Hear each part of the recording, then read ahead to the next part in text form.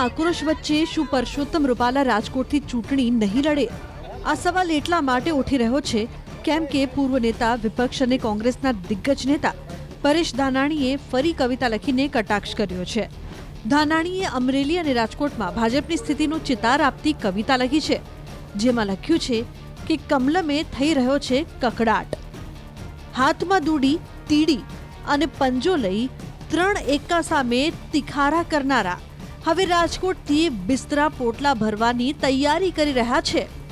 રોષની આંધી હવે રાજ્યના સીમાડા વટીને રાષ્ટ્રવ્યાપી બની રહી છે.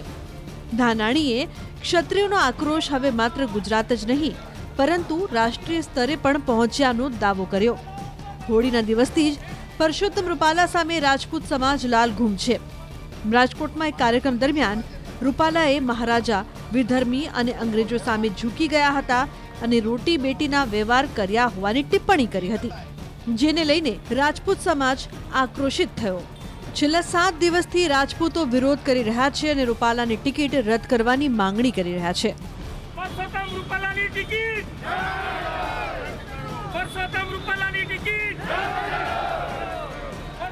જ્યારે વિવાદ સર્જાયો તેની 10 કે 15 મિનિટની અંદર જ પરસોત્તમ રૂપાલાએ માફી માંગી લીધી હતી. એટલું જ નહીં, 29 માર્ચે પણ ગોંડલમાં જયરાજસિંહની ઉપસ્થિતિમાં રાજપૂત સમાજના આગેવાનો સામે મંચ પરથી 2 હાથ જોડીને રૂપાલાએ માફી માંગી હતી. મારી પાર્ટીને મારા કારણે સાંભળવાનું થયું છે મિત્રો, હું આ સમાજ પાસે 2 હાથ જોડીને માફી માંગુ. જો કે વિવાદ હજુ શાંત થયો નથી. રાજપૂતો એક જ માંગ કરી રહ્યા છે કે રૂપાલાની ટિકિટ રદ થાય. એટલે જ કોંગ્રેસને મોકો મળી ગયો અને ધાનાણીએ કવિતાના માધ્યમથી રૂપાલા પર કટાક્ષ કર્યો.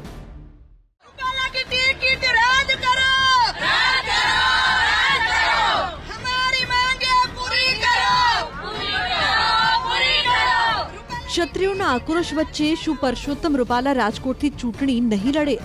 આ સવાલ એટલા માટે ઉઠી રહ્યો છે કેમ કે પૂર્વ નેતા વિપક્ષ અને કોંગ્રેસના દિગ્ગજ નેતા પરેશ ધાનાણીએ ફરી કવિતા લખીને કટાક્ષ કર્યો છે. ધાનાણીએ અમરેલી અને રાજકોટમાં ભાજપની સ્થિતિનો ચિતાર આપતી કવિતા લખી છે, જેમાં લખ્યું છે કે કમલમે થઈ રહ્યો છે કકડાટ. હાથમાં દૂડી, તીડી અને પંજો લઈ 3 એકા સામે તિખારા કરનારા હવે રાજકોટથી બિસ્તરા પોટલા ભરવાની તૈયારી કરી રહ્યા છે. રોષની આંધી હવે રાજ્યના સીમાડા વટીને રાષ્ટ્રવ્યાપી બની રહી છે. ધાનાણીએ ક્ષત્રિયોનો આક્રોશ હવે માત્ર ગુજરાત જ નહીં પરંતુ રાષ્ટ્રીય સ્તરે પણ પહોંચ્યાનો દાવો કર્યો.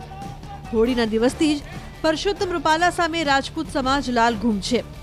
રાજકોટમાં એક કાર્યક્રમ દરમિયાન રૂપાલાએ મહારાજા, વિધર્મી અને અંગ્રેજો સામે ઝૂકી ગયા હતા અને રોટી બેટીના વ્યવહાર કર્યા હોવાની ટિપ્પણી કરી હતી, જેને લઈને રાજપૂત સમાજ આક્રોશિત થયો. છેલ્લા 7 દિવસથી રાજપૂતો વિરોધ કરી રહ્યા છે અને રૂપાલાની ટિકિટ રદ કરવાની માંગણી કરી રહ્યા છે.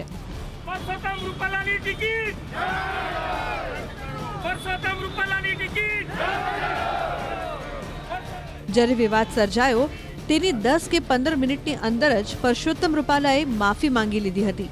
એટલું જ નહીં, 29 માર્ચે પણ ગોંડલમાં જયરાજસિંહની ઉપસ્થિતિમાં રાજપૂત સમાજના આગેવાનો સામે મંચ પરથી 2 હાથ જોડીને રૂપાલાએ માફી માંગી હતી.